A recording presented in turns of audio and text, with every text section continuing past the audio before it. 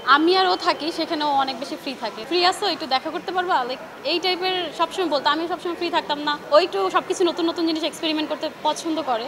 তো সেই থেকেই আর কি ওই জিনিসগুলো খাওয়া। কি বলবো যে সবকিছুই মানে হুট করে হয়ে গেছে। এই বিষয়গুলো আমার কাছে মনে হয় যে হাইড করার কিছুই নাই। বিয়ের প্ল্যানিংটাও ছিল না। মানে ওর প্রপোজাল স্টাইলটা একটু অন্যরকম ছিল। মানে ও এমনিও অনেক চুপচাপ, বাট হয় না যে যখন পরিবেশটাতে আমি আর ও থাকি সেখানেও অনেক বেশি ফ্রি থাকে। তো ও একটু সবকিছু নতুন, নতুন জিনিস এক্সপেরিমেন্ট করতে পছন্দ করে।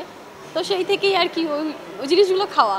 আজকে ডিক্লেটার যেই প্রোগ্রামটাতে এসেছি এটা মূলত হচ্ছে আমাদের যারা হচ্ছে মিডিয়াতে কাজ করে সেলিব্রিটিস, তারপরে হচ্ছে ইনফ্লুয়েন্সার্স অ্যান্ড মডেলস সবাই কি বলে যে আমি একটা ড্রেস একবারে বেশি পরি না, বাট ড্রেসগুলো মানে অনেক এক্সপেন্সিভ থাকে। একটা ড্রেস যখন হচ্ছে কিনে ফেলে রাখে তো অনেক সময় হয় যে জিনিসটাও নষ্ট হয় আর নতুন একটা আলমারিতে জায়গা থাকে না, নতুন ড্রেস কিনে আসবো। তখন এই প্ল্যাটফর্মটার মাধ্যমে মানুষ যেটা করতে পারবে তাদের হচ্ছে ইউজড করা ড্রেসগুলো যেগুলো একদম নতুন থাকে বাট হচ্ছে অন্যরা পরতে পারবে, ওই ড্রেসগুলো হচ্ছে এখানে সেল করে এই প্ল্যাটফর্মের মাধ্যমে আবার ড্রেস কিনতেও পারবে। আমার তো কাজ কমে না, আমি তো প্রতিনিয়ত কাজ করতেছি, আমার নতুন নতুন কাজের আরও অফার আসতেছে। কীভাবে বলতে, ও হচ্ছে এমনি চুপচাপ টাইপের থাকে সবসময়, জাস্ট আমাকে ফোন দিয়ে বলতো ফ্রি আছো একটু দেখা করতে পারবা? লাইক এই টাইপের সবসময় বলতো। আমি সবসময় ফ্রি থাকতাম না, ও থাকতো না। ও ইনডাইরেক্টলি আমাকে বিয়ের প্রপোজ দিচ্ছে। তুমি জানো আমি না বিয়ের জন্য একটা গয়না কিনছি, দেখো তো এটা সুন্দর কিনা। লাইক আমরা তখন ফ্রেন্ড ছিলাম, তখনও ফ্রেন্ড ছিলাম। তারপর বলতো বিয়ের জন্য মনে হয় কোথায় যে ড্রেস কিনলে ভালো হয়। আমি বলতাম যে দেখো তুমি কাকে বিয়ে করো, এটা ঠিক করছো? বলে কি না ঠিক করি না। আমি তাহলে এগুলো কেন ঠিক করতেছো? বলে কি না তুমি একটু দেখো ঠিক আছে কিনা সব কিছু। মানে ওর প্রপোজাল স্টাইলটা একটু অন্যরকম ছিল। কি বলবো যে সব কিছুই মানে হুট করে হয়ে গেছে। ওর প্রপোজ করার মানে ওই সাইন ছোট ছোট বিষয়গুলো যে সাইন দিত প্রতিনিয়ত। তারপর হচ্ছে মুভি দেখতে মানে মুভি দেখতে যাবো, চলো মুভি দেখতে যাই। মুভি রেখে পুরা মুভির 3 ঘন্টা আমাকে দেখতে বসে। মুভি আর দেখা হইতো না তখন, মুভি আর দেখা হতো হলের মধ্যে। আমি বলছি তুমি কি মুভি দেখতে আসছো? মানে হ্যাঁ হ্যাঁ হ্যাঁ, কিন্তু মুভি কি হয়েছে আমি যদি জিজ্ঞেস করি ও বলতে পারে না। মানে ও মুভি দেখে না, ও হচ্ছে আমরা 3 ঘন্টা হলে বসে কথা বলছি।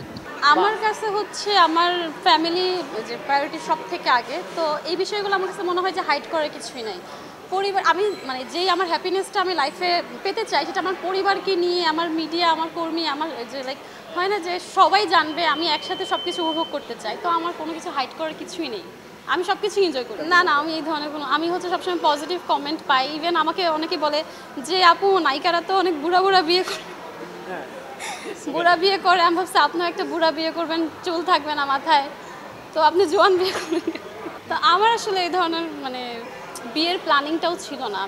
আমি কখনো লাইফে চিন্তা করি নাই যে কোনো বুড়া বিয়ে করব। আমি আসলে আমি যাকে পছন্দ করব, যে আমাকে ইম্পর্টেন্স দিবে, সম্মান করবে, আমি এমন একজনকে লাইফ পার্টনার হিসেবে চেয়েছিলাম, তেমনই একজন পেয়েছি আলহামদুলিল্লাহ।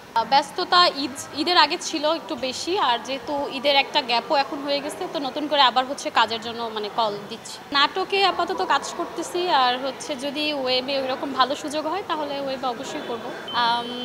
দর্শকদের জন্য এটা বলবো যে আপনারা সবাই প্রতিনিয়ত আমাকে যে পরিমাণ ভালোবাসা দেখেছেন, আমি অনেক বেশি থ্যাঙ্কফুল আপনাদের প্রতি। আমার কাজকে মানে আপনারা সম্মান করেন। ইভেন আমার ঈদের যে কাজগুলো রিলিজ হয়েছে অনেক পজিটিভ আমি ফিডব্যাক পেয়েছি। যেভাবে সবসময় ভালোবাসতেন, আশা করি সামনেও ভালোবাসবেন, আমার জন্য দোয়া করবেন।